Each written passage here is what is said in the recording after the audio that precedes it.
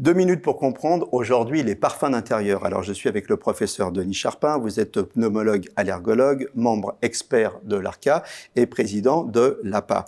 Les parfums d'intérieur, ça sent bon, mais pour autant, est-ce que c'est bon pour la santé ou est-ce qu'il faut s'en méfier et que c'est un peu dangereux? Voilà, alors ça sent bon et donc c'est attractif pour la population qui a le sentiment que pour que quelque chose soit sain, pour que l'atmosphère soit saine, il faut que ça sente bon. Mais les parfums d'intérieur sentent bon parce qu'ils libèrent des produits chimiques.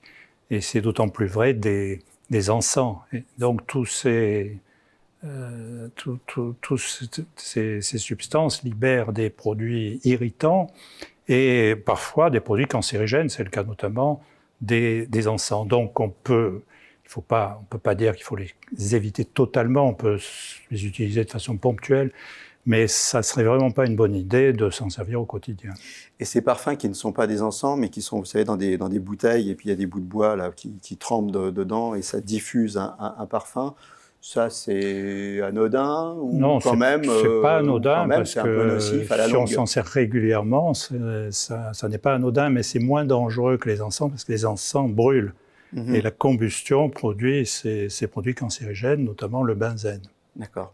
Donc c'est plutôt de ces produits-là qu'il faut se méfier, mais malgré tout, les autres ne sont pas anodins si on les utilise régulièrement, voire quotidiennement. Et alors, quid des chambres d'enfants?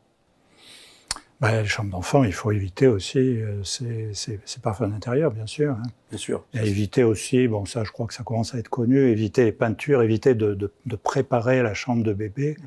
Dès avant la naissance, En fait, pour conclure, ce qu'on pourrait dire, c'est que les odeurs, c'est trompeur, et il vaut mieux que ça sente rien, c'est moins nocif, plutôt que ça sente bon, et que finalement, ce soit pas si bon que ça pour la santé. Tout à fait. Nos émissions vous plaisent, alors aidez-nous à faire grandir la chaîne.